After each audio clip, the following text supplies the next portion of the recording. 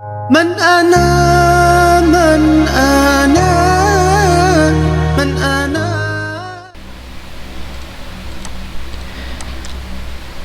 Bismillahirrahmanirrahim. Assalamualaikum warahmatullahi wabarakatuh. Alhamdulillahi rabbil alamin. Hamdan yuwafi ni'amahu wa yukafi'u mazidah. Ya Rabbana lakal hamdu kama yanbaghi jalla wajhika wa 'azimi sultanik. Allahumma salli wa sallim wa barik ala maulana Muhammadin nur al-mudhhibil insani bi nurihi wa ala alihi fi kulli lamhati wa nafasin 'adada ma wasi'ahu ilmuka amin.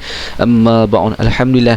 Pertamanya kita bersyukur kehadirat Allah Subhanahu wa taala kerana pada hari ini Allah Subhanahu wa taala telah mengumpulkan muallim dan pelajar-pelajar sekalian untuk meneruskan pembelajaran pada minggu ini dalam subjek TQS tahun 3, di mana pada hari ini kita akan sambung pada minggu ini dalam tajuk Qasas, yang ini pelajar-pelajar semua boleh buka muka surat 160.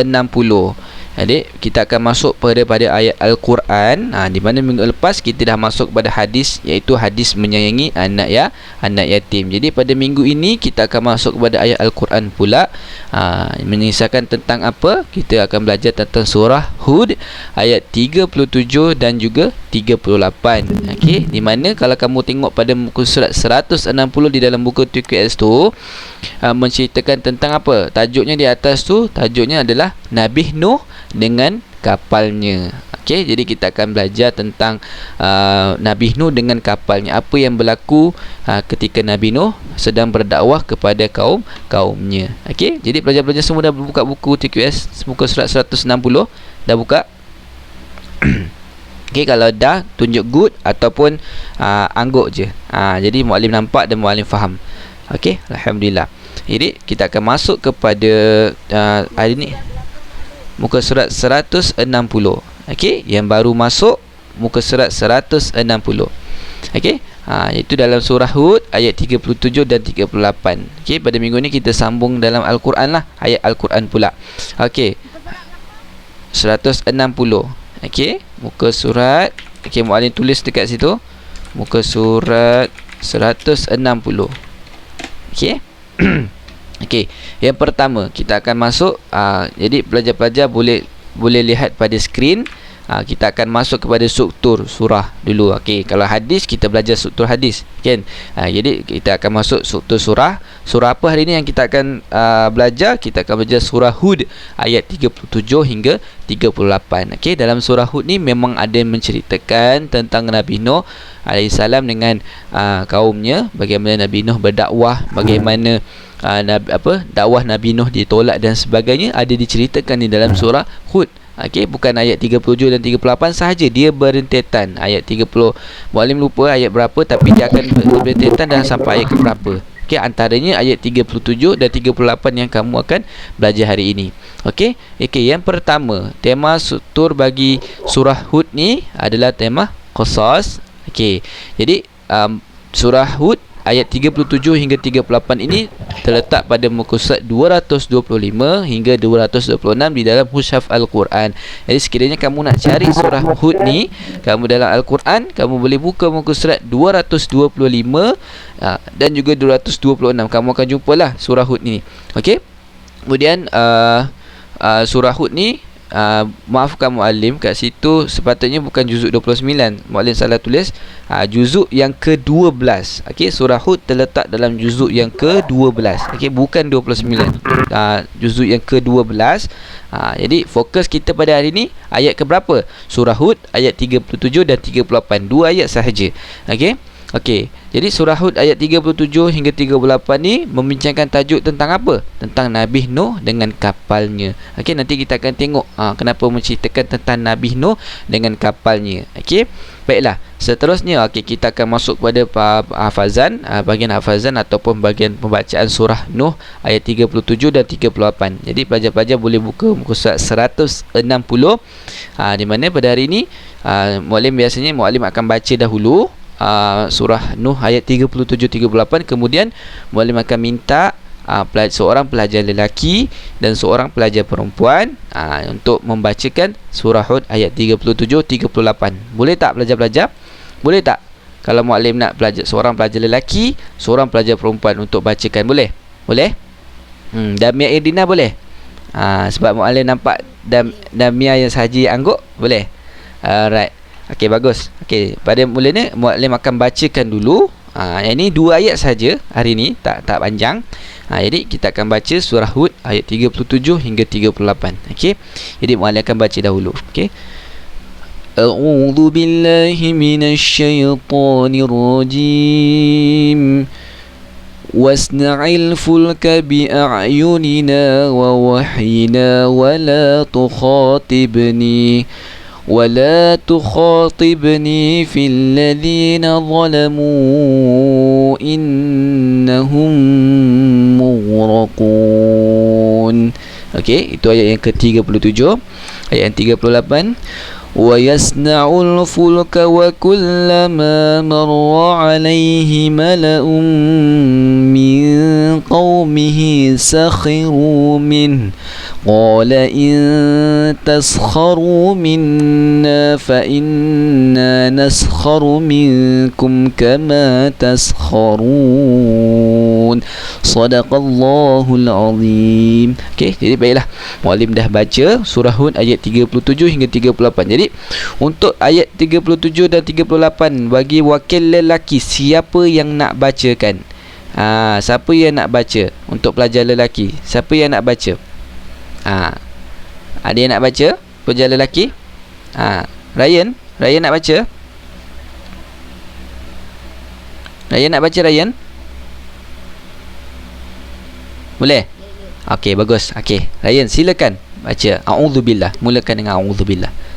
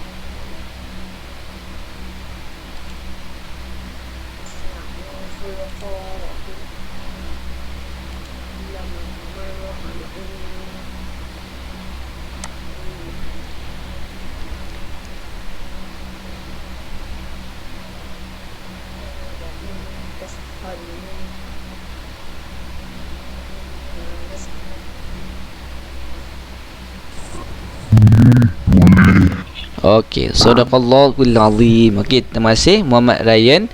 Okey, bagus. Okey, pelajar lelaki dah ada wakil, iaitu Muhammad Ryan. Okey, seterusnya untuk pelajar perempuan, siapa yang nak cuba baca surah Hud ayat 37 hingga 38? Pelajar perempuan, siapa yang nak cuba? Muallim buka ni, sukarela, siapa yang nak cuba? Wakil pelajar perempuan. Ada tak pelajar perempuan? Ada yang nak tak baca?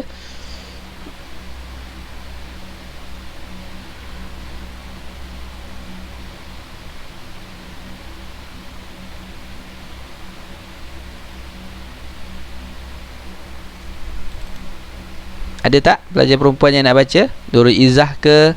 Aimi ke? Zawiyah ke? Siapa? Ada pelajar perempuan ada yang nak baca?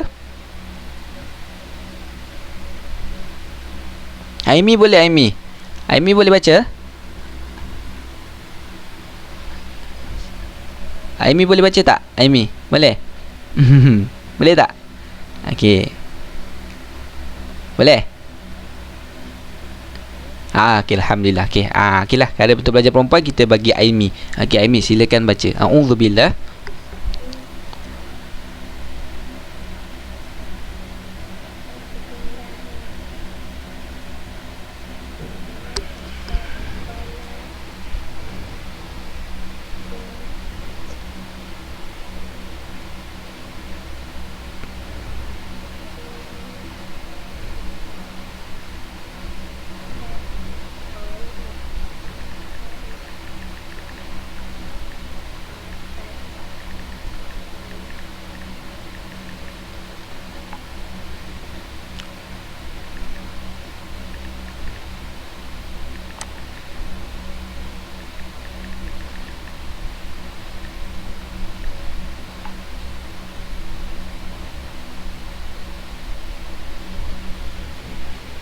lambat sangat ni wifi ni.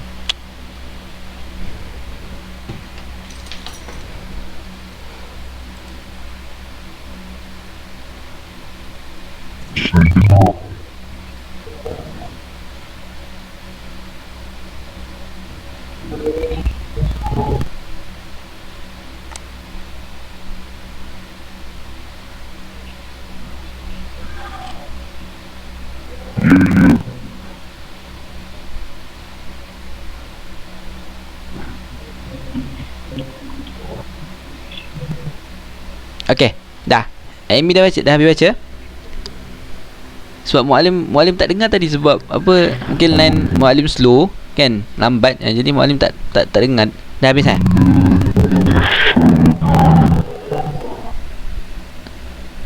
Okey, alhamdulillah. Okay, terima kasih. Tak apa. Okey, tadi itulah kawan-kawan kamu, seorang pelajar lelaki, seorang pelajar perempuan dah bacakan surah Hud ayat 37 hingga 38. Okey, jadi pelajar-pelajar yang lain boleh baca sendiri nanti. Okey. Okey, baiklah. Seterusnya kita akan pergi kepada terjemahan. Okey. Bila kamu dah baca ayat Al-Quran, kemudian kamu kena baca terjemahan pula. Kenapa kamu kena baca terjemahan? Supaya kamu faham apa yang kamu baca. Okey. Baiklah, untuk terjemahan kamu boleh buka muka surat berapa muka surat terjemahan? Okey, terjemahan kamu boleh buka muka surat 162.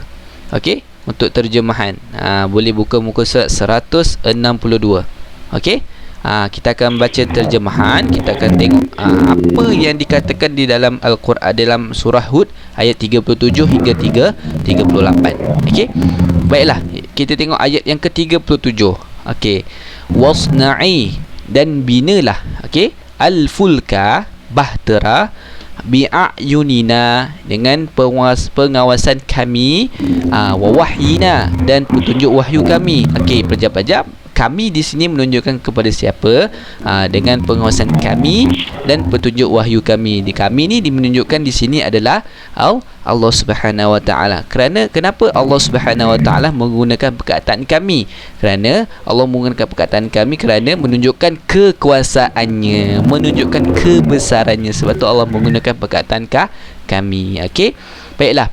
Seterusnya, wala, dan janganlah tukhatibni, kamu bicarakan dengan aku, fi, tentang alladzina, orang yang zalamu, mereka melakukan kezaliman. Okey, mereka melakukan kezaliman. Yang terusnya, innahum, sungguh mereka, mughraqun, orang-orang yang ditenggelamkan. Okey. Jadi dalam ayat ni Allah beritahu, Allah memerintahkan kepada Nabi Nuh alaihi salam untuk membina bahtera. Okey, membina bahtera di dalam pengawasan Allah dan petunjuk daripada Allah. Kemudian Allah berkatakan kepada Nabi Nuh, janganlah bicara dengan aku tentang orang yang melakukan kezaliman. Kenapa? Kerana orang yang melakukan kezaliman ini akan ditenggelamkan pada zaman Nabi Nuh alaihi salam. Okey, itu yang pertama, ayat yang ke-36, ayat yang ke-37. Okey, kita tengok terjemahan ayat 38 pula. Wa yasna'u, dan Nuh membina, Nabi Nuh membina al-fulka, bahtera, wa kullama, dan setiap kali, marra, berjalan, alaihi, atasnya, malaun, sepuak min, dari qaumihi, kaumnya, sakhiru, mereka mengejek, min, darinya. Okey, setiap kali Nabi Nuh alaihi salam membina bahtera atas perintah Allah Subhanahu Wa Taala, apabila Nabi Nuh sedang berjalan di atas bahtera tersebut, kaumnya mengejeknya. Okey, kaum Nabi Nuh mengejek kepada Nabi Nuh. Okey, kemudian kita tengok seterusnya, qala, Nuh berkata, Nabi Nuh berkata, okey, jika taskharu, kamu mengejek, minna, dari kami, fa inna, maka sungguh kami, naskharu, mengejek, minkum, dari kamu, kama, sebagaimana taskharun, kamu mengejek. Okey, begitu. Kalau kamu lihat di sini, kalau kamu boleh faham di sini, begitu kurang ajarnya ataupun begitu jahatnya kaum Nabi Nuh, sampai berani mengejek Nabi Nuh yang sedang membina membina bahtera. Okey. Okey, untuk pengetahuan kamu, Nabi Nuh berdakwah kepada kaumnya sudah sekian lama. Tapi kamu nak tahu tak berapa orang sahaja yang mengikut Nabi Nuh? Okey, ada pendapat yang mengatakan Nabi Nuh berdakwah sehingga 8 hingga 900 tahun. Tetapi yang berjaya mengikut dakwah Nabi Nuh hanyalah 80 orang, dan ada yang mengatakan 90 orang pun ada. Jadi kamu lihat di situ, Nabi Nuh berdakwah lama dah. Tapi yang mengikut Nabi Nuh hanya 80 hingga 90 orang. Dan 80 hingga 90 orang itu pun bukanlah orang-orang yang kaya dan sebagainya. Okey. Jadi dalam peristiwa Nabi Nuh ni, Nabi Nuh yang bagaimana yang kamu sedia maklum, Nabi Nuh membina bahtera, kemudian mengajak kaum-kaumnya untuk beriman kepada Allah ketika itu. Tapi kaum-kaum Nabi Nuh tolak, tak nak. Mereka tak nak patuh, dan Nabi Nuh kata, siapa yang beriman, siapa yang nak selamat, naiklah bahtera bersamaku. Tapi mereka tidak percaya kepada Nabi Nuh, dan akhirnya kaum Nabi Nuh ketika itu ditenggelamkan oleh Allah dengan banjir yang sangat besar. Okey, pada ketika zaman Nabi Nuh.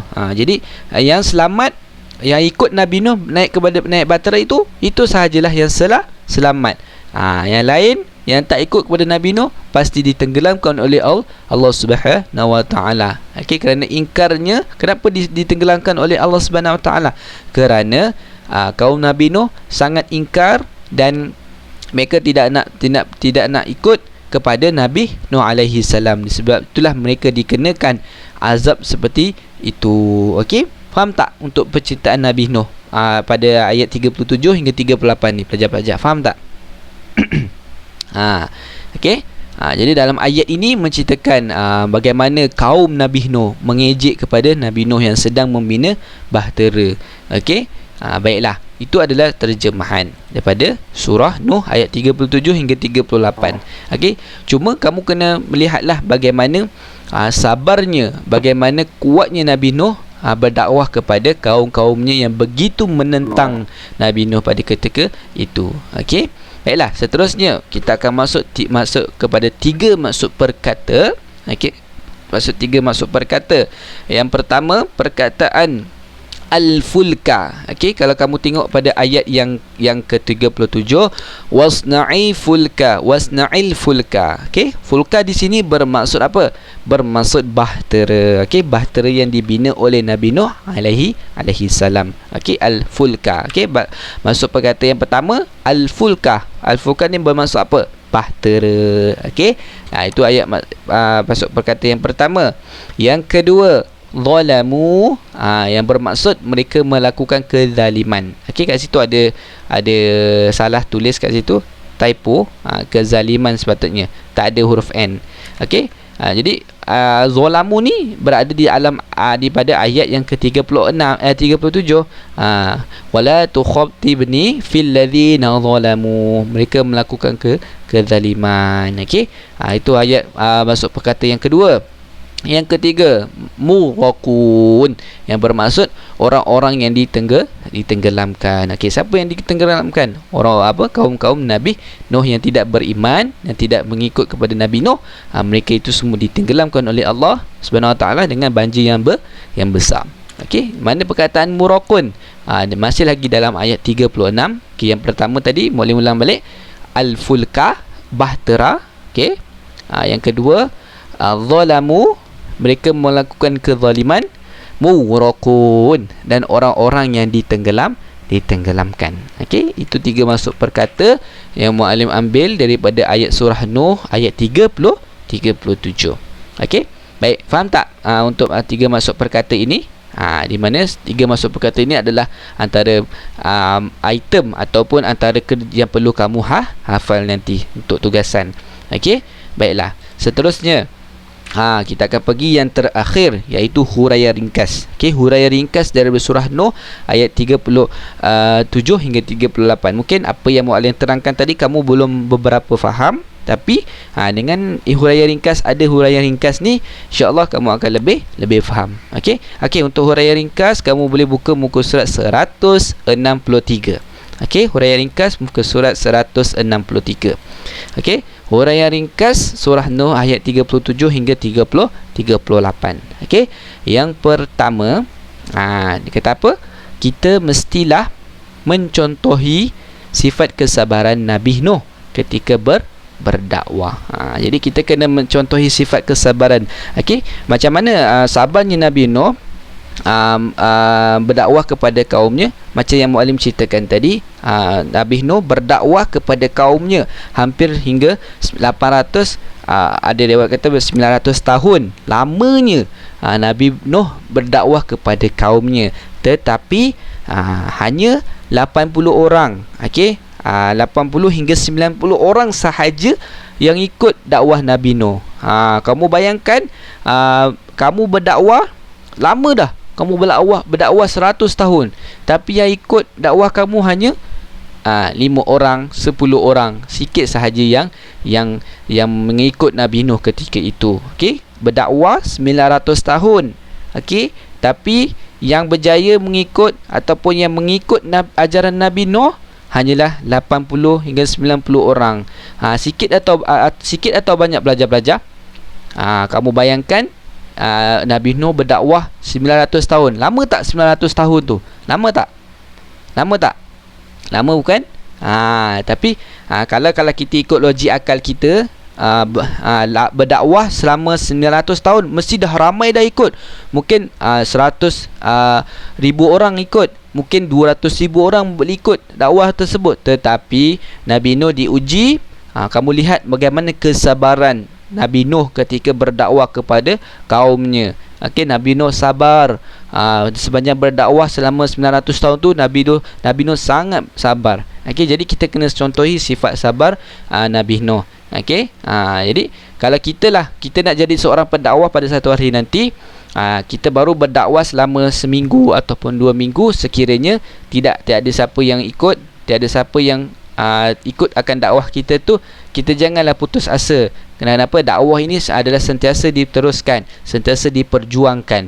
Okey, kalau kamu rasa tak kuat ataupun kamu rasa tak sabar dalam berdakwah, kamu lihat bagaimana Nabi Nuh berdakwah kepada kaumnya 900 tahun. Lama tu.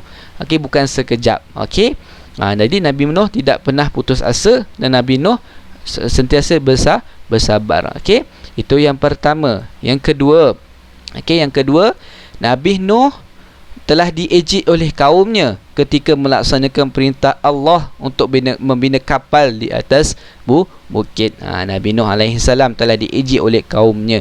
Okey, di mana ejek ni adalah merupakan termasuk dalam perkara-perkara yang menghina orang lain. Okey, jadi kita jangan contohi sifat kaum Nabi Nuh. Okey, yang suka mengejek ataupun suka menghina insan yang lain. Okey, jadi Nabi Nuh pun apabila diejek, Nabi Nuh tetap bersabar dan meneruskan perintah Allah membina kapal di atas bukit.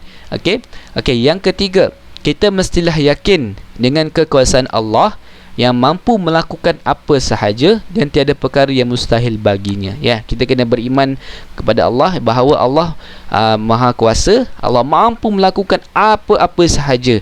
Okey, dan tiada perkara yang mustahil bagi Allah. Okey, kamu kena ingat tu. Okey, Allah boleh buat apa sahaja. Okey, Allah boleh bagi kamu penglihatan, Allah boleh tarik balik penglihatan kamu. Okey, Allah bagi kamu tangan, Allah boleh tarik balik tangan kamu dan sebagainya. Okey, jadi Allah Maha Kuasa, Allah Maha Besar, Allah Maha Berkuasa dalam melakukan segala apa sahaja. Okey, tiada siapa yang mampu halang Allah. Okey, yang keempat, setiap sesuatu yang disuruh oleh Allah mempunyai hikmah di sebaliknya. Okey, contohlah kalau apa nak dikatakan hikmahnya, contohlah. Okey, salah satunya bila kamu buat sesuatu perkara tu, kalau Allah kata apa, tutuplah aurat bagi kaum perempuan, mesti ada sebab kenapa Allah Subhanahu Wa Taala suruh tutup aurat.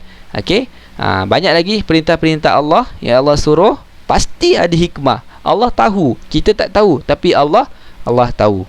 Okey, Allah suruh buat ini, Allah tinggalkan benda yang larang, buat apa yang Allah suruh, mesti ada sebabnya. Kenapa? Salah satunya, sekiranya Allah suruh kamu solat, kamu untuk siapa kamu solat? Untuk diri kamu juga, untuk kamu selamat di akhirat di akhirat kelak. Okey? Apa yang Allah suruh mesti ada hikmah di sebaliknya. Mesti ada perkara yang baik Allah nak bagi dekat kamu. Okey? Boleh? Boleh tak belajar-belajar? Itu adalah huraian ringkas daripada surah Nuh ayat 37-38. Okey, kamu faham tak tentang penceritaan Nabi Nuh ketika membina kapal? Kamu semua faham tak? Faham tak? Okey, mana pada hari ini kita fokus kepada ayat 37 hingga 38 sahaja. Okey, ketika perintah ketika Nabi Nuh membina membina kapal di atas bukit atas perintah Allah. Okey. Jadi kamu ada apa-apa soalan tak untuk surah Hud ayat 36 ayat 37 hingga 38? Ada nak tanya tak? Kalau tak ada, muallim akan post terus tugasan dan kamu betul ni faham ni. Betul-betul faham ni. Okey, kalau tak ada alhamdulillah. Jadi apa-apa kamu boleh, kalau kamu nak tanya dan sebagainya, kamu boleh WhatsApp muallim dan sebagainya. Boleh? Okey, jadi muallim akan post tugasan TKS tahun 3. Okey, muallim dah post. Nanti kamu siapkan tugasan tersebut. Okey, hafaz sutra ayat, hafaz huraian ringkas. Okey. Untuk huraian ringkas tu muallim tak ketatkanlah hafal semua. Paling kurang kamu hafal 3. Okey, ataupun 2. Okey, kalau kamu nak hafal semua lagi bagus. Okey. Yang ketiga kamu kena hafal ya hafazan, wasna'i fulka yang tadi ayat tadi tu, dan 3 masuk perkata. Okey, alhamdulillah. Semoga Allah Subhanahu Wa Taala memberi kefahaman kepada kamu semua tentang apa yang telah dipelajari. Okey, sesungguhnya yang memberi kefahaman tu hanya Allah Subhanahu Wa Taala, dan muallim hanya menyampaikan sahaja. Sekiranya ada apa-apa permasalahan, kamu boleh WhatsApp muallim terus. Okey, bagi tahu apa masalah kamu. Okey, insya-Allah. Baiklah. Jadi kita tutup kelas dengan tasbih kafarah dan suratul As. Subhanakallahumma wa bihamdik asyhadu an la ilaha illa ant astaghfiruka wa atubu ilaik. Bismillahirrahmanirrahim. Wal 'asr innal insana lafi khusr illa alladhina amanu wa 'amilus solihat wa tawasaw bil haqqi wa tawasaw bis sabr. Shadaqallahul azim. Baiklah pelajar-pelajar semua, jaga diri semua. Kita jumpa lagi pada minggu hadapan. Assalamualaikum warahmatullahi wabarakatuh. Terima kasih, Okey, sama-sama, insya-Allah.